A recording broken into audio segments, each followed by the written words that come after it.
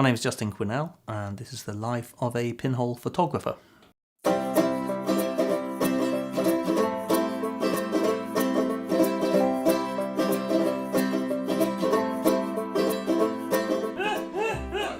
was bad, wasn't it? Oh, was that a surprise? Anything could go wrong.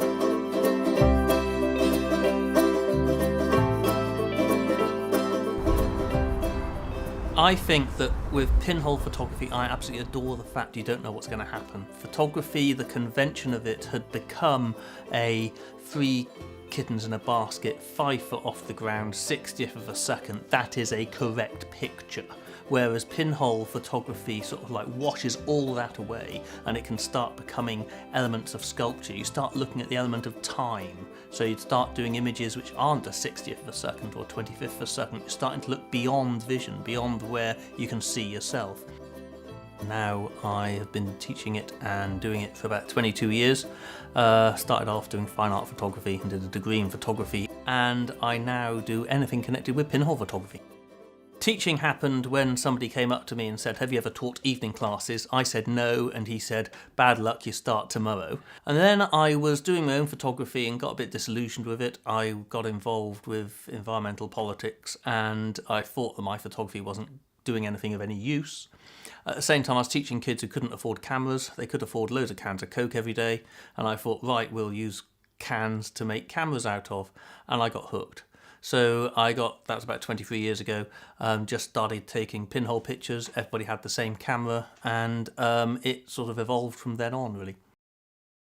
The pinhole is the original optical device for experimenting. It goes back to ancient Greek times, and it's basically creating an image using a small hole rather than a lens.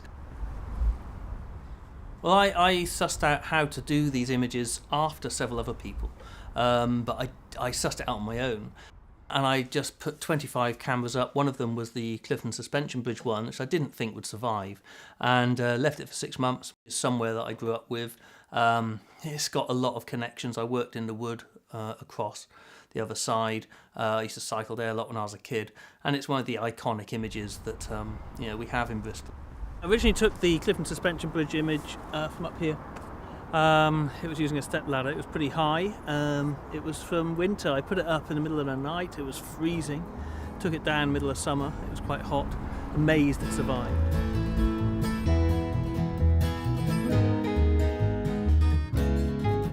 Just to be able to do that picture, 6 months, take it down, see the image had appeared, and to know that one had sort of, let's say, got 6 months in the life of that sort of object, and it's just an iconic picture, one that worked really well. I think what I try and do, and I'm desperate to do, is play. It's the liberating yourself from the have to. It's sort of like seeing what happens if, and finding all those fun elements.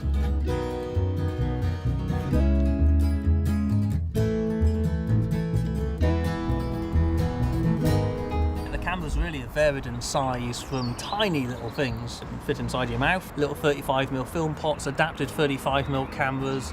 Then we go a bit higher up into the sort of beer can size of life. This is my wheelie bin pinhole camera. Pinhole there, and you put photographic paper around the back. You expose it 10 minutes. And then the last thing I've got is my spinning cameras. This one here is exposing, looking at this pinhole camera, and this one's exposing, looking at that pinhole camera, and they sort of spin around. So it's just giving objects a vision and seeing what happens next. But there's a whole load of experimentation out there to do. This is where I think things, and we've got stuff, loads and loads of stuff. Well, it's when you do a workshop for a load of kids and they sort of like say, there's loads of beer cans you get from the recycling box, or you may have made them yourself or emptied them, and they build their cameras, and at the end of the day say, "Can we take the camera home?" And you think, wow, yeah, it's an empty beer can, and they're suddenly seeing this resource, but it becomes a resource apart from a bit of rubbish. And being able to inspire wonder is just the cherry on top of the cake with it all. And I think that's the important bit with all sorts of photography, it would be lens-based or pinhole or anything, is doing stuff, and also sort of in a way, making yourself a bit vulnerable. I mean, there's a real fine line between, being a fine artist and being treated like a nerk.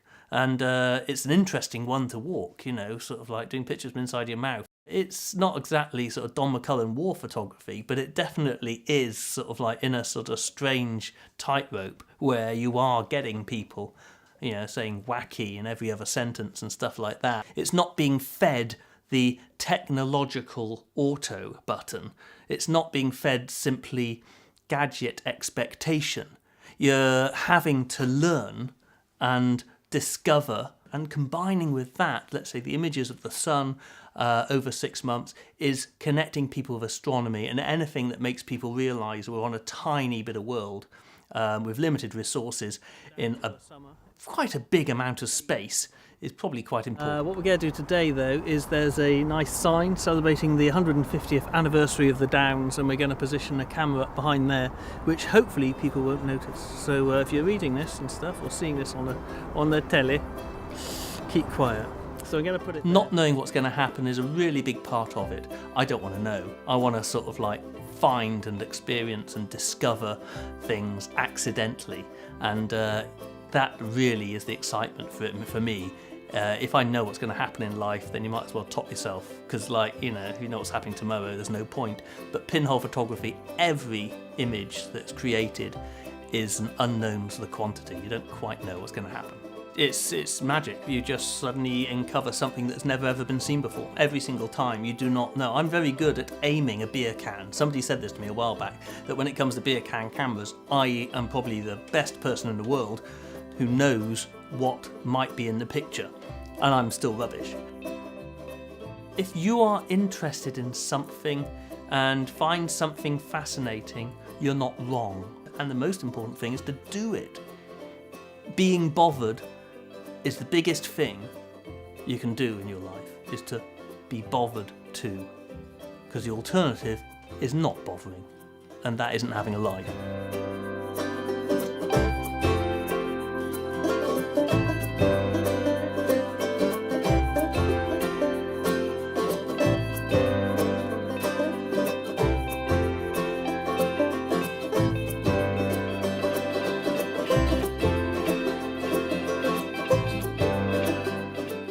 I don't know, what's the question? I've got to digress. Sorry, I've messed up.